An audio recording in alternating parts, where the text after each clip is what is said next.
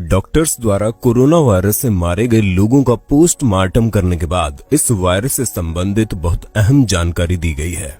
ये वायरस श्वास नली में जाकर म्यूकस की लेयर बना लेता है जो सॉलिड हो जाती है और श्वास नली बंद हो जाती है। इलाज के लिए डॉक्टर्स इस नली को खोलने की कोशिश करते हैं और दवाई देते हैं। हालांकि इसमें कई दिन लगते हैं और पेशेंट क्रिटिकल हो जाता है। इससे बचने के उपाय जो अभी आप कर सकते हैं। नंबर 1, गर्म पेय पदार्थ। अगर इस कफ को गले में ही बेअसर कर दिया जाए तो इसे फेफड़ों में जाने से रोका जा सकता है।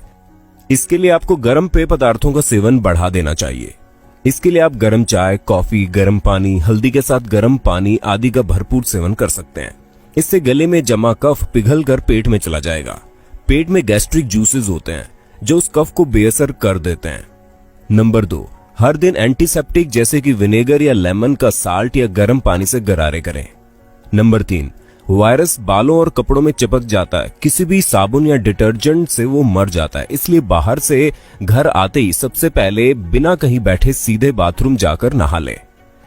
अगर कपड़े धो नहीं सकते तो तुरंत कपड़ों को धूप में रख देना चाहिए या फिर आप इसे डेटॉल या डिटर्जेंट में पानी में भिगोकर रख सकते हैं। नंबर 4, मेटालिक जगहों पर वायरस 9 दिन तक रहता है, इसलिए ऐसी कोई चीज हो तो इसे जरूर साफ करें। सीढ़ियों की रेलिंग, डोर हैंडल्स आदि को छूने से बचें और घर साफ करते रहें। नंबर 5, सिगरेट ना पिए। नंबर 6, हर 20 मिनट में 20 सेकंड के लिए किसी भी झाग वाले साबुन से अच्छे से हाथ धोएं। नंबर 7, सब्जियां और फल खाएं। जिंक और विटामिन सी दोनों को बढ़ाने की कोशिश करें। नंबर 8, जानवरों से इंसानों को नहीं हो सकता, ये इंसानों से इंसानों को होता है, इसलिए जब भी किसी से मिलें दूर से ही बात करें। अगर कोई व्यक्ति संक्रमित नजर आता है तो उससे दूरी बनाए रखें और अपने मुंह पर मास्क लगाएं। जब भी बाहर से घर आएं अपने हाथों को तुरंत साबुन से साफ करें। नंबर 9, एहतियात बरतने की बात आपको वायरल फीवर या नॉर्मल कोल्ड या फ्लू ना हो पाए, क्योंकि इससे इम्यूनिटी सिस्टम यानी रोग से लड़ने की शरीर की क्षमता कमजोर हो जाती है। ठंडा पानी या ठंडे पेय ना पिए, क्योंकि आजकल जो मौसम चल रहा है उसके हिसाब से आपको कोई भी नॉर्मल फ्लू हो सकता है जो आपकी इम्यूनिटी सिस्टम को डैमेज कर सकता है और आपको कमजोर बना सकता है। नंबर 10, अगर आपको इन दिनों कभी भी गला खराब, खांसी या खराश लगे तो ऊपर बताए गए सुझावों का तुरंत प्रयोग करें। वायरस शरीर में 3 से 4 दिन इसी तरह गले में रहकर लंग्स में पहुंच जाता है, इसलिए बचाव के तौर पर इनमें कोई भी लक्षण आने पर ऊपर बताए तरीके अपनाएं। वैज्ञानिकों ने पाया है कि कोरोना वायरस सबसे पहले गले में जाता है, वहां वायरस को बढ़ाता है। वायरस की संख्या बढ़ने से गले और छाती में मोटा कफ जमने लगता है, जिसकी वजह से सांस के जितने भी रास्ते हैं वो बंद हो जाते हैं, जिस वजह से ऑक्सीजन अंदर नहीं पहुंच पाती है। ये मोटा कफ 3 दिनों तक गले में रहता है और इसके फेफड़ों में पहुंचने से परेशानियां शुरू हो जाती है।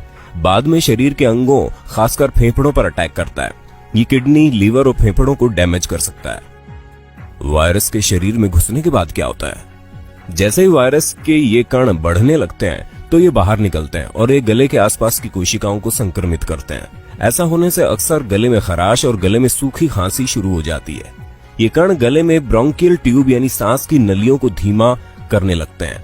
फेफड़ों की थैली को डैमेज करता है। वायरस जब फेफड़ों में पहुंचता है तो उनमें श्लेष्मा झिल्ली में सूजन आ जाती है। इससे एल्वुलाई या फेफड़ों की थैली डैमेज हो जाती है। इतना ही नहीं, इससे फेफड़ों को पूरे शरीर में घूमने वाले रक्त में ऑक्सीजन की आपूर्ति करने या रक्त से कार्बन डाइऑक्साइड को हटाने में बाधा पैदा होती है। अगर यहाँ सूजन आती है तो ये ऑक्सीजन को श्लेष्मा झिल्ली में तैरने के लिए और अधिक कठिन बना देता है। अपना ध्यान रखें और ये मैसेज अपने दोस्तों के साथ शेयर जरूर करें और जब तक जरूरी ना हो घर से बाहर ना निकलें। स्वास्थ्य मंत्रालय द्वारा जारी किए गए निर्देशों का पूर्णतः पालन करें।